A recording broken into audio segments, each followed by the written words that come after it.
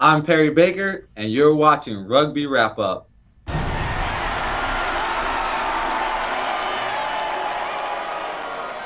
to you by our friends of the British Council.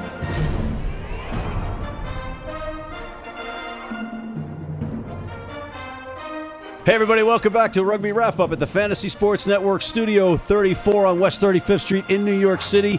In the studio with me in his powder blue Glasgow Warriors sweat top, sweater, zip vest, something, Steve Lewis. The best of gear, that's all. The best of gear. The best of gear. That should be a new movie on the WB.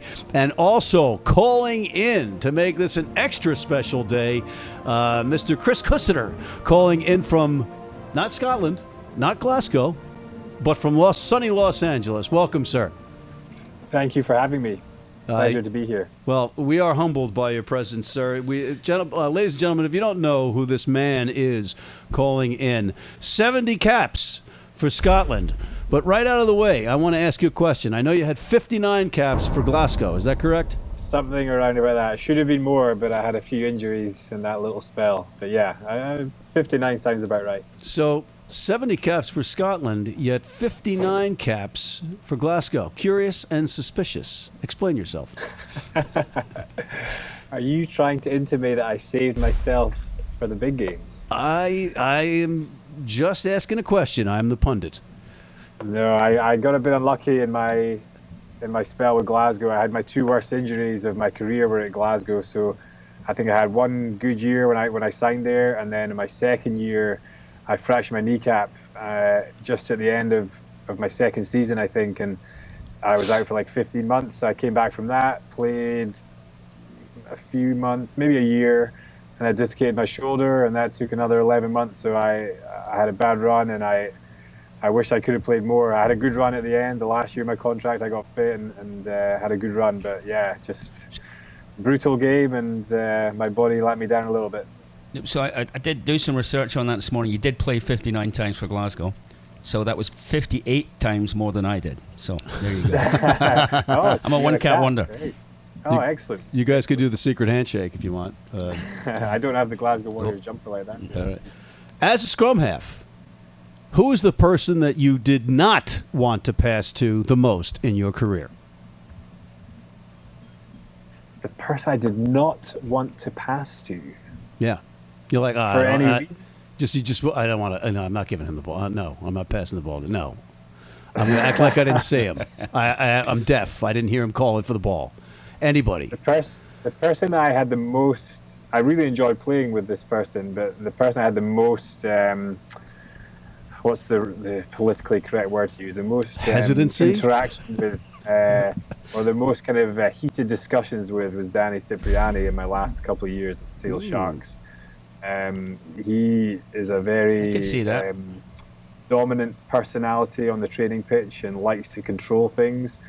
And as a scrum half, that's what I was used to doing. So if I had different ideas to his, he would very quickly let me know his displeasure. And we had a couple of heated arguments on the training pitch. But he was great to play with. Don't get me wrong. But yeah, he was he could be tricky.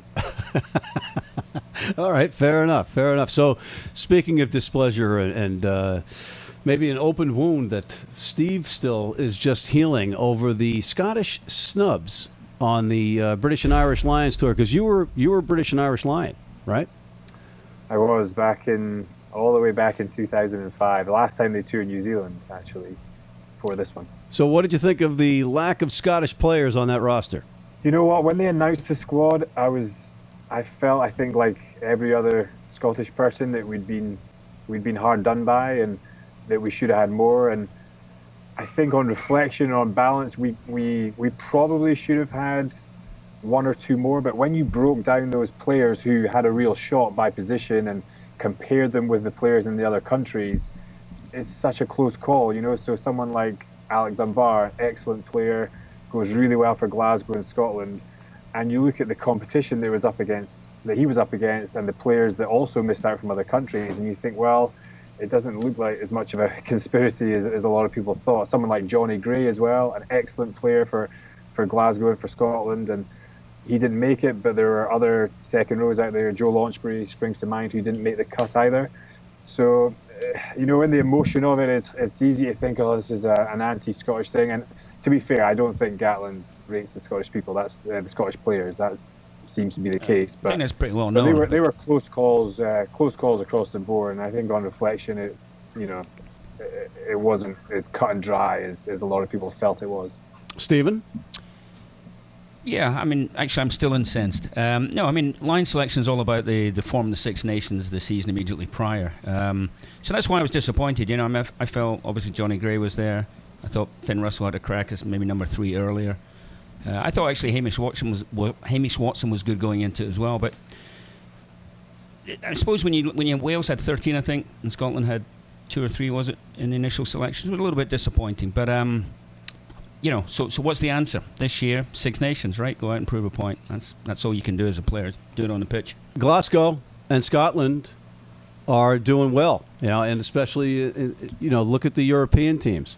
What's going on in the Champions Cup? The Welsh and Irish teams are represented well. Glasgow has done well. They didn't make the quarterfinals, but I got a question from our Rugby Rain Man here on Rugby Wrap Up, and he wants to know if you think that there should be a scrapping of the Premiership and a combination of the Pro 14 and the Premiership in a British and Irish Lions kind of setup because of the lack of success so far in Europe with the English teams. That's not going to happen. No. Absolutely the Premiership is a powerful organisation, and it's almost going down the football route, or the soccer route, as they might say over here, that the clubs are becoming more and more powerful, and they own the contracts for those English players.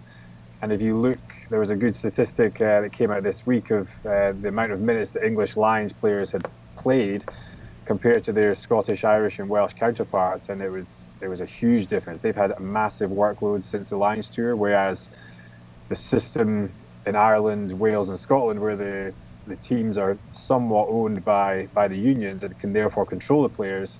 They've looked after the players, they've made sure they haven't played too many games, and going into the Six Nations, they should be relatively well rested and able to perform. Do you think the chatter about the Premiership eliminating promotion and relegation is going to happen? I don't know. This argument comes up every couple of years, and I think for the English, they know they have a strong league, and they like to tell everyone how strong it is, and it is. The week in, week out standard of rugby and the size of the crowds and the money they get, the broadcasting rights is big. But the drawback for them is they can't look after their players, because the players the clubs are very powerful in that situation, and they like to flex their muscle, and they don't want the same situation that exists in the other countries. So whether they ring fence it, I think it could be a good idea. I think it probably is a good idea. I think you'd see the style of rugby play become a little bit less. You broke up a little bit on that. We're going to suss out the technical difficulties and take a quick break. We'll be right back with Mr. Chris Cusiter and Steve Lewis on Rugby Wrap Up after this. If you're in New York City and want to watch some great rugby, have some great food, and some great times, go to the world's best rugby pub, the Pig and Whistle on West 36th Street. You're just joining us. This is a big match and a big moment as Clijsters toes the line. John, Anderson has really been struggling out there today.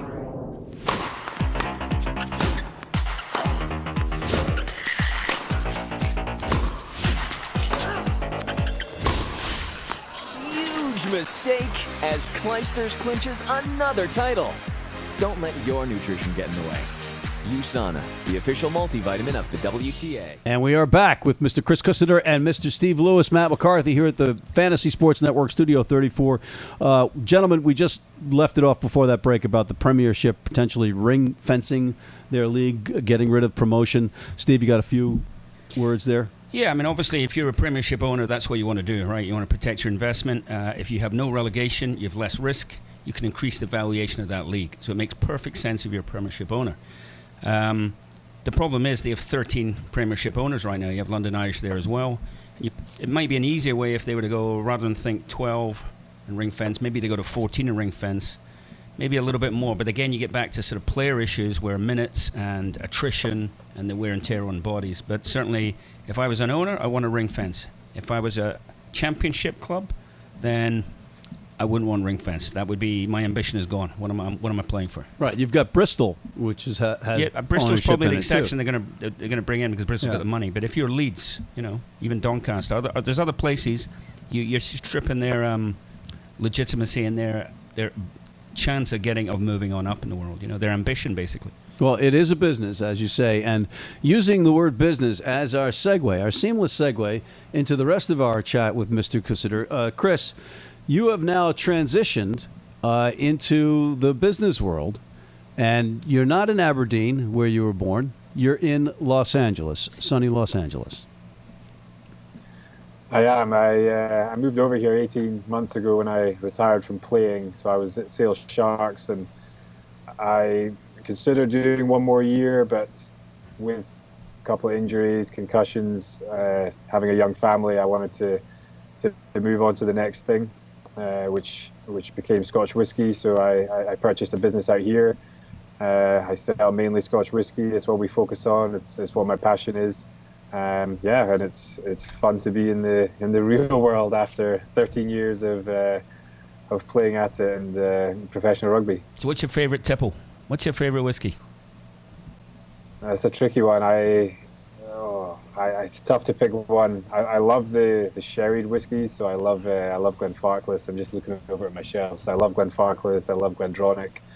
A big fan of Wolfburn, new distillery up in the north of Scotland. They're young whiskey, but making some amazing stuff. So I'm a Glengoyne. There's a lot to get right. I'm a Glengoyne nice. man. Yeah. I spent 2 nights in Islay at It's so cliche here for a Scottish guy to be in the Scotch whiskey business. And full disclosure, we came in touch, Chris, through our mutual friend Steve Lipp from Aberdeen, the 6'5" lock, who's the father of Willie Lipp, who played for the London Scottish.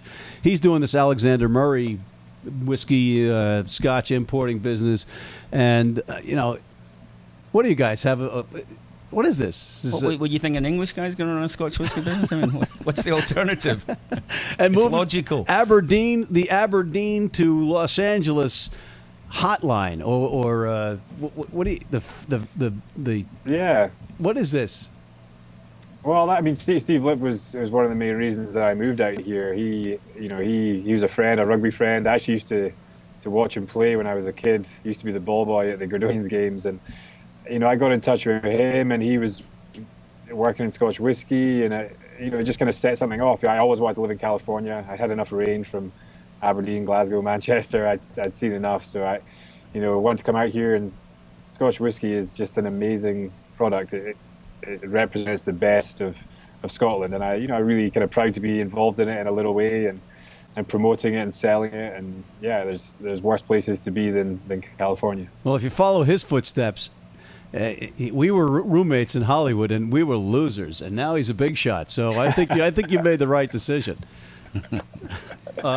He did tell me some stories about how you stole his bed one night. Well, there's a lot that we can talk about there, but that's for a different program. So that segues into a question from Martin Pengelly, our buddy from the Guardian US. He said he wants to know, if you can sell whiskey to Californians, can you sell rugby to Californians, or can you help the MLR? At this point, I don't know. I'd be keen to get involved in the future. Rugby was a huge part of my life, and to see the landscape here in America and how it's changing. People are obviously making efforts to get that professional league going. I think it's certainly something I'd be interested in the future. There's a bit of history of rugby over here. The colleges and the club teams have that history. To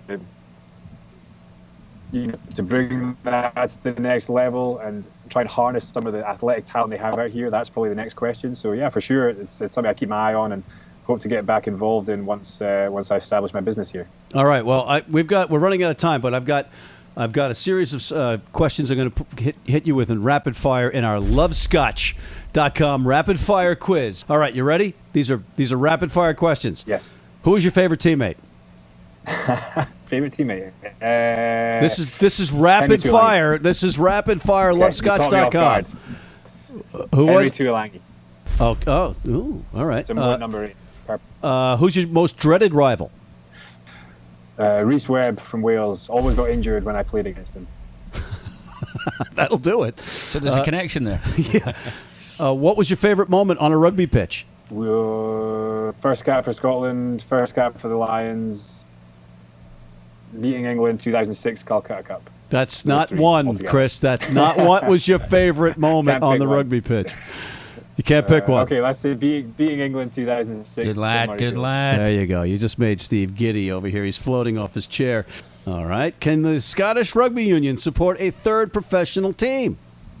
I think they potentially could, but professional rugby is expensive and you wouldn't want to take away money from Edinburgh and Glasgow, so maybe one for the future, but not now. If one of your whiskey trucks delivering whiskey crashes on the border of California and Utah, where do you pay the taxes? I would imagine California taxes are lower than Utah. Well, I think Steve will It's tell you illegal in Utah. Steve will tell you that those states don't border. It's one of Matt's trick questions. He does all the time. Don't worry about it. Yeah. All right, Steve. You want to hit him with a couple of Townsend versus Cotter questions, or Not necessarily. So, obviously, Gregor Townsend, probably a teammate of yours. To what do you attribute his success as a coach? Probably his diligence and work ethic. He just has an unbelievable eye for detail and the work ethic that goes along with that. And a lot of the foundations he put place in Glasgow transferred over to the Scottish national team, and the players were very, very fit, very disciplined, knew exactly their roles on the pitch and knew what was expected of them, and he got the players playing at a higher level than they previously had been. And I think he'll pass that over to Scotland now. But he's a real student of the game. Studies, learns from other sports, tries to incorporate all the ideas he thinks will work, and he's fantastic. all right? But I have to ask, on behalf of Vern Cotter, who was kind of unceremoniously let go of by you guys after getting you guys on the front foot, but for 2 lost lineouts, you would have beaten Australia, right, in the World Cup? Yeah? Yep. Fair enough to say. What I have to ask on behalf of every American fan, because we were leading you guys in the World Cup going into halftime, what did Vern Cotter say to that team at halftime? Any idea? I don't know. I think Vern is he's a very methodical coach, and although I believe he has somewhat of a temper, he has It had to be tested that day. Yeah, he has a very clear idea of what he wants and what works. So, most coaches these days, certainly the good ones, are measured at halftime and deliver a message for the players rather than, just shouting at them, which is a bit more old-fashioned, and it has its place. But he did a good job, and it was a tough situation for him. But I think Gregor's the right guy, so I'm a fan of his appointment. So final question for me: Scotland, Six Nations. Where are we going to finish, in your opinion? Well, I have to put a big if on it at the start. If we can keep our remaining front rowers fit, I think we can challenge for the Six Nations. If we pick up any more injuries in that front row, then I think we're going to really struggle, because all the teams we're playing against are strong scrummaging teams, and that is my only worry. But if those guys stay fit and play well, then we can certainly challenge at the top of the table. So fingers crossed for that one. All right. Well, if Ireland doesn't win, I'm rooting for you guys. Oh, thanks for that. Yeah, you're welcome. I just wanted to say congratulations on the new addition. He just had another member of his family, a baby girl. So now you have 2 daughters. What are they, 3 and 4 months apart? We have a 2.5-year-old and a 3-week-old. So, So you're busy. It's busy. It's a busy time. Yeah, busy with the whiskey, busy with the family. Well, and you took time out for us, and we can't thank you more. Thank you, Chris. Thank you. Thanks for having me. I appreciate it. Cheers, Chris. All right, on behalf of Mr. Thanks. Chris Cusiter and Mr. Steve Lewis, Matt McCarthy, wrapping up another dandy segment of Rugby Wrap Up here at Studio 34, the Fantasy Sports Network here in New York City.